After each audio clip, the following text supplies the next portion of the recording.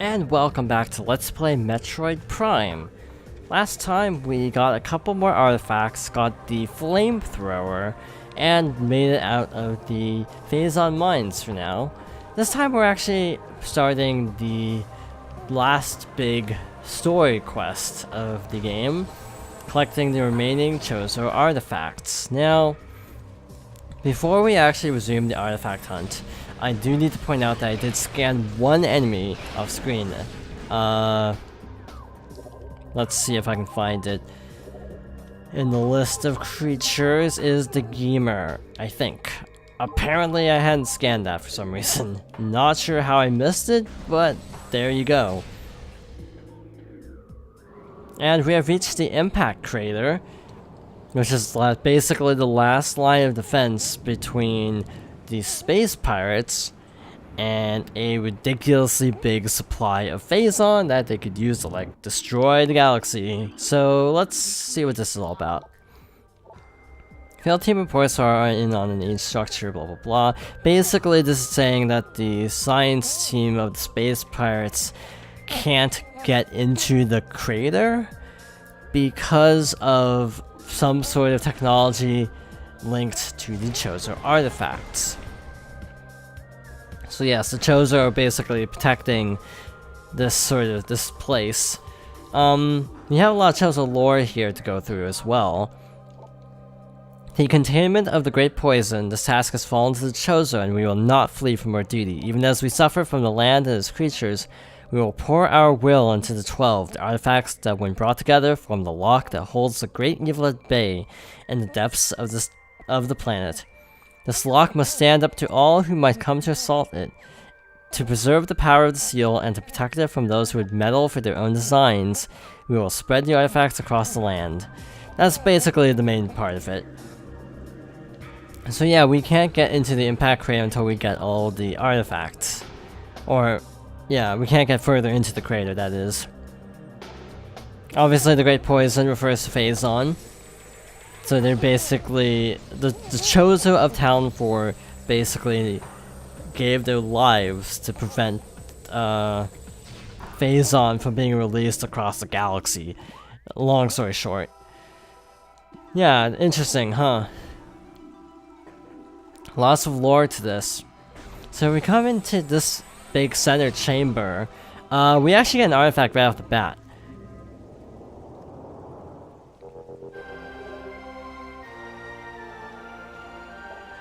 This is the Artifact of Truth, the first of 12. So basically, this is the one you're supposed to get first, even though it wasn't the first one we got. That means there are, I think, 7 more. So that's kind of a lot. So we are going to go get those. So a bunch of statues light up. And if you aren't using a guide, these will tell you where they are. This one says it's in a grove. Wait, reveal the pillar beneath the waves to find the artifact of Chozo. That's actually a good one to scan because it's the one we're going for. Grove is your key word, and if you look at the map, we have this place called the Life Grove. Only problem is we have to pass through all of this, including all of the inside of the ship, to get there. So we're actually going to do some cutting in this video, because it would take a ridiculously long time to get the artifacts in real time. So yeah, I'm going to cut to when we get to the artifact, and also show off some collectibles along the way. In the crashed frigate, specifically the biohazard containment part of the map, you can actually find this thing here, with the little orange symbol. If you shoot a super missile at it, it breaks the door, and you actually get a missile expansion. And then also something else I want to show is with these tentacles, we couldn't defeat them before, but if you charge up the plasma beam, you can actually permanently defeat these now. So that's something really good to keep in mind. In the Hydro Access Tunnel, right before the Great Tree Hall, there's actually another energy tank we can get with a really well-timed bomb jump. This is a lot harder in the GameCube version, of course, where you don't have as much movement control with being able to just use the regular morph ball jumping, so this is actually considerably more difficult on this version. And we're actually not cutting here because the next thing we want to pick up is actually in this room. Now, you'll probably notice that there is a room in this area that we still haven't explored, and the reason is because we, of all things, need the, oh, I've actually never scanned one of these. Well, that's one more thing for the log. We actually need the X-ray scope, if I'm not mistaken, to actually get the next major power-up. Might as well actually equip that now. Oh, that's not the X-ray scope. Also, one thing to notice, I just realized my audio settings were a little bit different on the previous several videos. So if you notice there's a sudden audio change, that's why. Is that the platform that we don't see normally? I'm actually curious. Yes, this platform, you can only see it without the visor. If you notice, actually, the rain is hitting this platform, even though it's still technically invisible. Actually, I want to show this in greater detail. Actually, I should probably take care of this plant first, because he's kind of being a nuisance. So yeah, if you notice a sudden audio jump between the last segment and this part, you will not be mistaken. Yeah, you can see rain falling, and we can't shoot past this because this is actually a platform. I like how you can still see that even if you don't have the X-ray visor. That's just really cool. Just a nice little detail.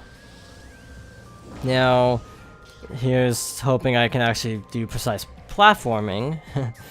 There we go. Finally. And we get another missile expansion. So we are halfway there with the missile expansions. So that means, I guess, 25 more. That's a daunting number, actually.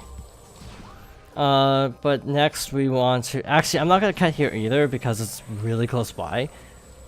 Basically, I'm just cutting if there's like a lot of distance between objectives, and quite frankly, there really isn't here.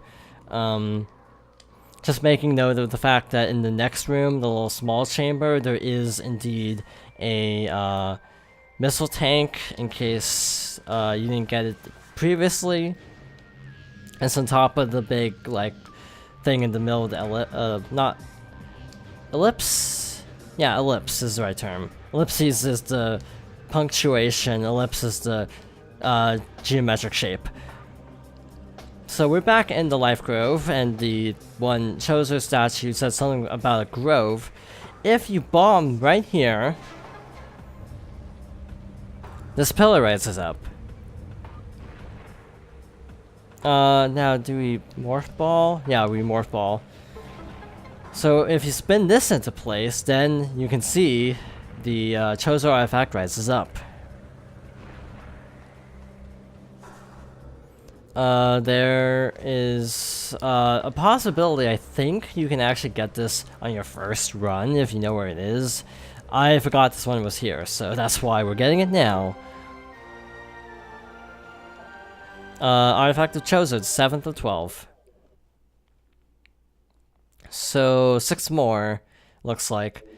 We're actually cutting here because the next thing I want to show is all the way, I think, over here. So yes, we are going to cut and return once I get all the way over to this area.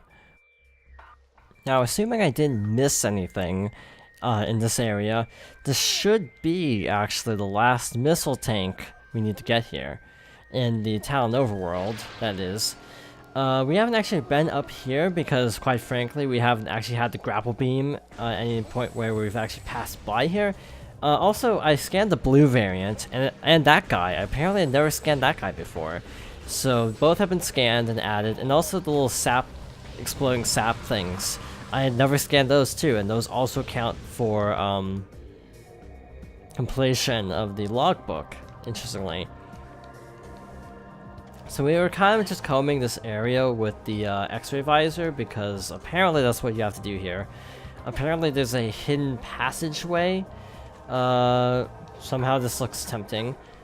Yes, there it is. This should be, assuming I didn't miss anything, the last missile of the Talon Overworld. Wow, that is really well hidden. Now there's actually still one more door here, up there. And I am curious what's in there, so before we actually cut to the next area, which is the Chozo Ruins, I am going to see what's inside this red door. Another missile. So either the guide left something out, or something. Arbor Chamber. That's weird. Oh wait, there it is. Never mind, I see it. But yeah, now we should have gotten all the missiles in this area. And also, I think... that's not the right button. I think that should be every door in this particular section of the map. So we are heading... actually, I think I might head to the Magmore Caverns, because we're really close to that. Heading over to where the artifact is that we're looking for. I remember there's actually this tunnel where we can actually bomb this and get another major upgrade. This is the last of the sort of super missiles. I think they're called weapon combos of the game, and this is the one for the ice beam, called the Ice Spreader, I think? Yeah, Ice Spreader. So it uses 10 missiles, so good thing we're collecting a lot of missiles, huh? So basically, charge up and then press down. Yeah, a very powerful ice attack, as you can see. Looks really cool too. But yeah, I just wanted to pick that up since it's literally right on the way over to where we were going. In the lava lake area of Magmore Caverns, kind of near where you first enter the region, there's this big pillar in the center of the room.